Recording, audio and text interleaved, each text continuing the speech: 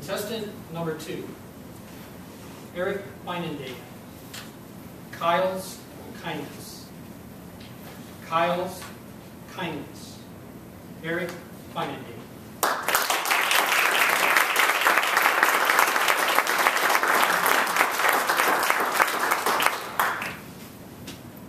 There are more than 7 billion souls that breathe life on this planet.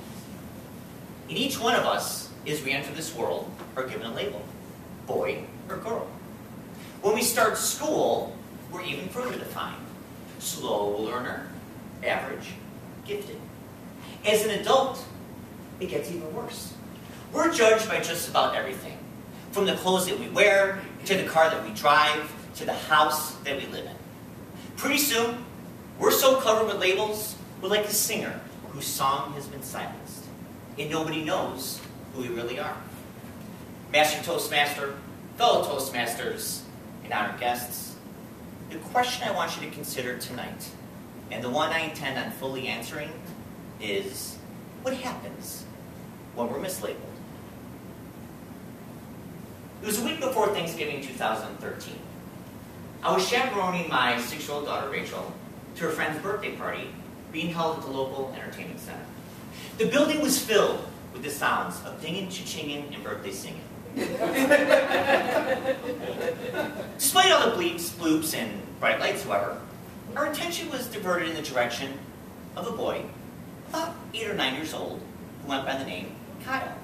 He had his cap turned back, sleeves pushed up, and a fierce determination in his eye. He was playing the oh-so-addicting claw game.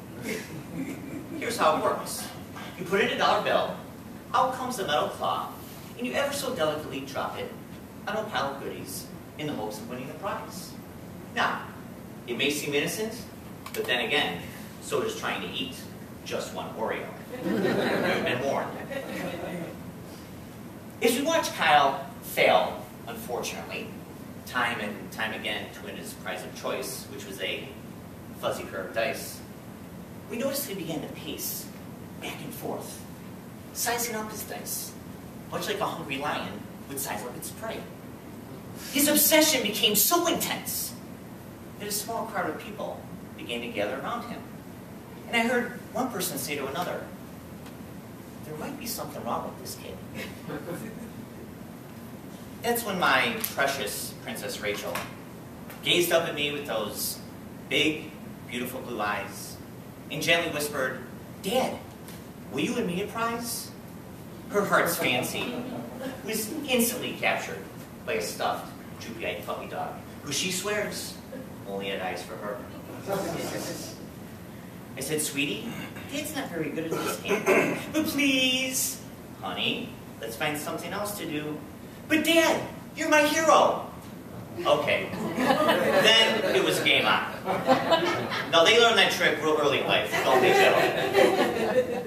I put in my first dollar bill. Out came the claw. It just missed, and the whole crowd went, "Oh!" I put in my second dollar bill. Out came the claw. It got jammed, and the whole crowd went, "Oh!" I could feel the sweat build on my brow. I had $1 bill left. I was almost out of money and out of patience. I put in my final dollar bill, and I swear, I could hear George Washington chuckle and wave goodbye to me on his way into that machine. Out came the claw. It caught the puppy dog. It was on its way over to us when just at that last moment, like the monster fish almost in the boat, it slipped off the hook. And the whole crowd went, "Oh!" The look on my daughter's face was as if she just found out there was no Santa Claus. I just stood there, speechless, hopeless, clueless, drenched in the agony of defeat, barely being able to look her in the eye. As the crowd began to disperse, we noticed Kyle still standing there, just staring at us, analyzing us much like a doctor would a patient.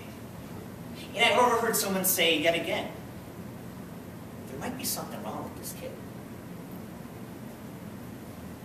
Rachel and I went back to the party.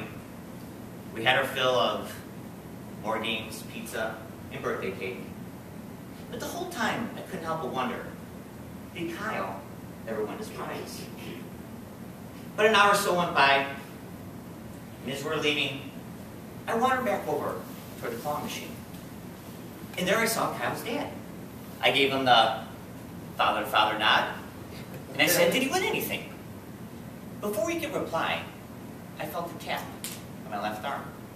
And it was Kyle standing there. He firmly placed something in the palm of my hand without uttering a word. It was the stuffed, droopy-eyed puppy dog. I was so desperate to win for Rachel. Then his father said to me, Kyle has autism. He doesn't say much, but he's watching. He saw how much your daughter wanted that puppy, so he gave up his quest for the dice in order to win that for her.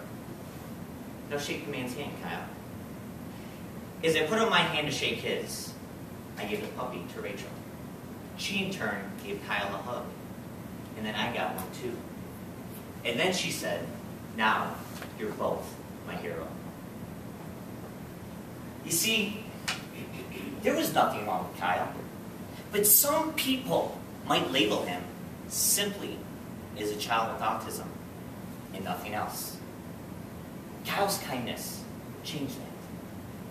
I encourage you, the next time you're given a label, remember Kyle's kindness.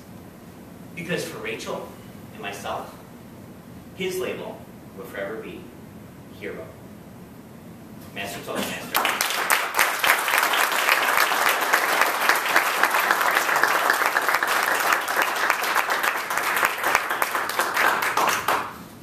Please have a minute of silence.